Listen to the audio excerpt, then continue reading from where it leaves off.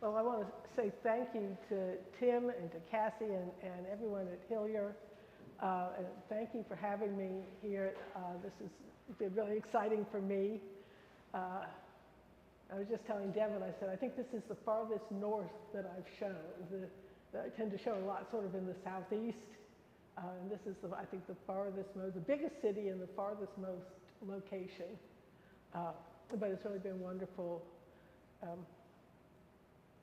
So, a lot of people, they ask me, do I have horses? I was like, yeah, I was, a horse crazy girl and rode as a kid and had horses and then quit. And then 20 years later went back to it as an adult and started riding again and had horses again. So they've been a big part of my life and a close companionship with horses and some knowledge. But they end up being, because of this long connection, they end up being a kind of alter ego for me and a kind of self-image. So they're horses, but they also have something to do with my own personality and my own life. And this is something that's interesting. It's that way for almost every woman artist, contemporary woman artist, that deals with images of the horse, that the horse is a self-image. I spoke to a woman writing her PhD on contemporary images of the horse, and I was curious, and I asked her, I said, is it often a self-image? And she said, yes. She was traveling all around the country, interviewing artists working with horse imagery, like from Deborah Butterfield all the way down to me. And I asked her, is it often a self-image? And she said, yes, always. So that seems to be the connection with women and horses. It's a self-image. So it's the similarity, I think, but it's also makes them profoundly different, one from another. And then the image of Janus comes from the American Academy in Rome.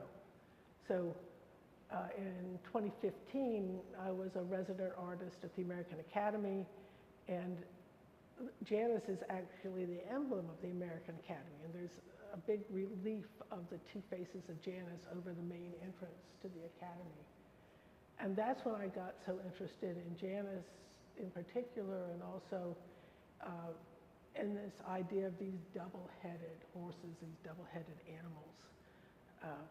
But Janus is really a fascinating god, because the two faces of Janus, one face sees the past and the other face sees the future. And so he's this god of wisdom because he sees the past and the future. But he's also a god of transitions and all kinds of transitions, and a god of duality. And so he is the god of doors and windows and gates and bridges and passageways, anything that sort of leads from one state into another. The temple of Janus in Rome, in ancient Rome, had gates. And although Janus isn't exactly the god of war and peace, his temple had these gates, and if the gates were open, that meant Rome was at war, and if the gates were closed, then Rome was at peace. And of course, knowing the history of ancient Rome, they're mostly open. They're not closed very often. But he indicates, so he indicates war and peace, and beginnings and endings, dual states and transitions of all sorts.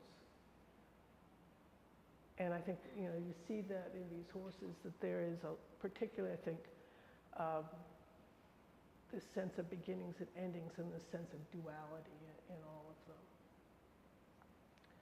them. But it's interesting to me to, think of these horses as looking into the past and looking into the future. And with Janus, it's sort of this idea of wisdom that comes from being able to see this expanse. But I look at these horses and I think wisdom, yes, but also being kind of stuck between the past and future, being kind of immobilized.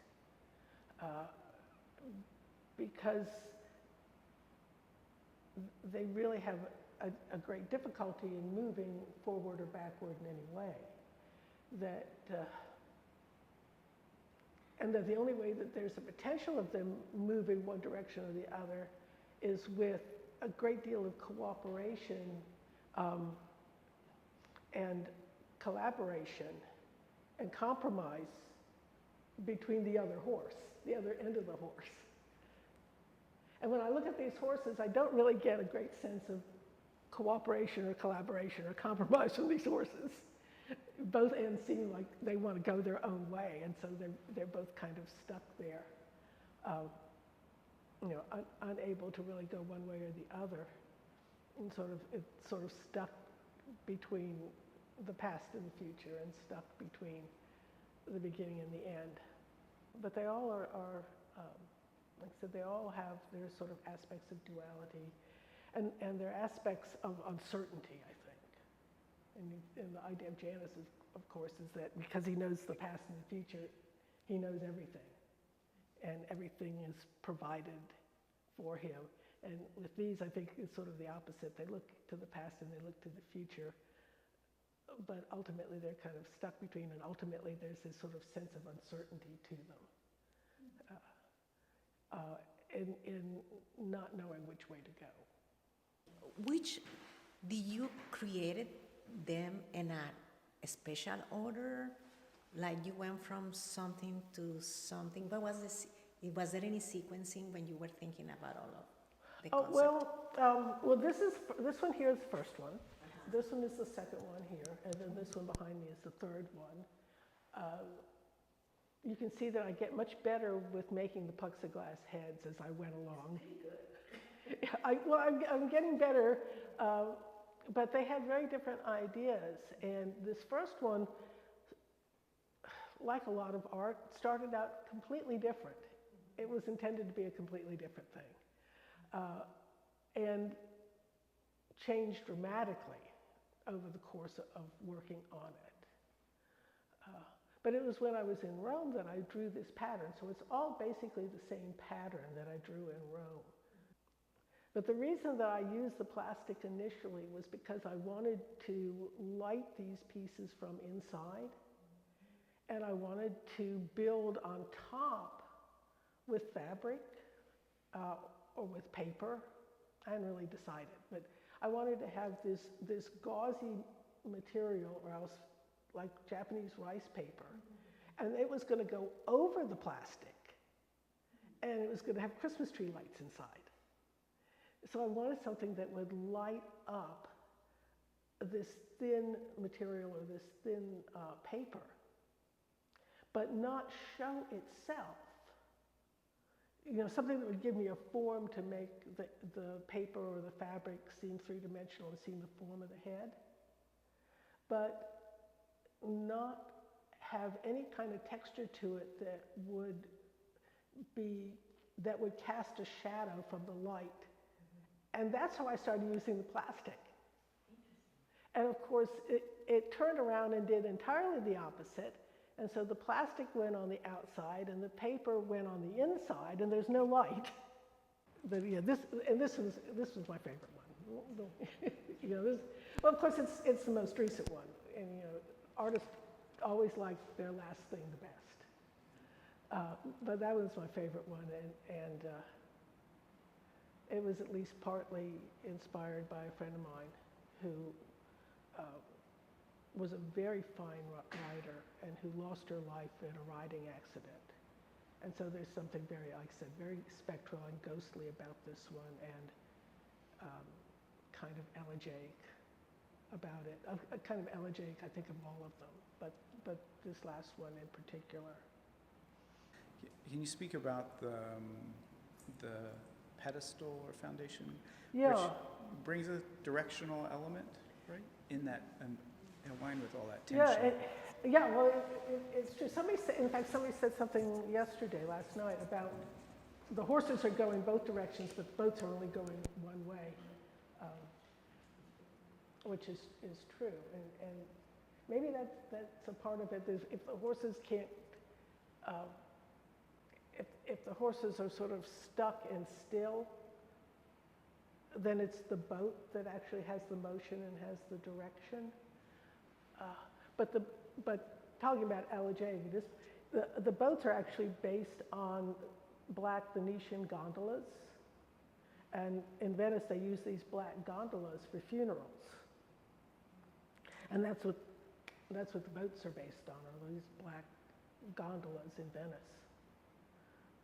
But it's true that sort of the one sense of direction is actually from the way the boats are moving. And that's when we were doing the installation, and that was one thing we were thinking about was, where are they pointing? Which way are they moving, and are they moving towards each other?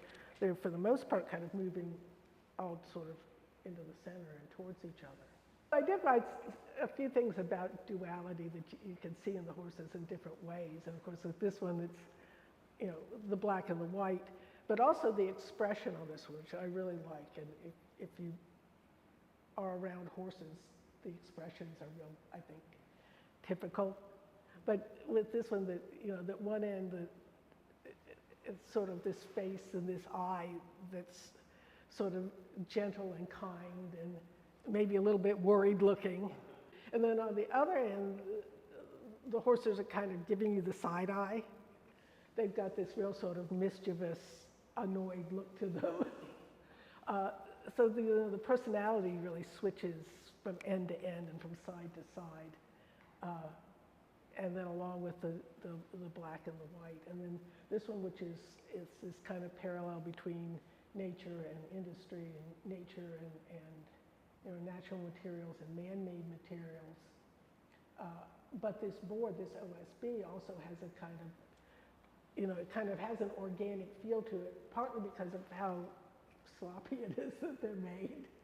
They're not very carefully made, and so you have this kind of, organic feel to it, but really this real kind of, this sense of man-made materials, industrial materials, and in a way kind of mimic the organic material and then the actual real natural materials of the real tree branches.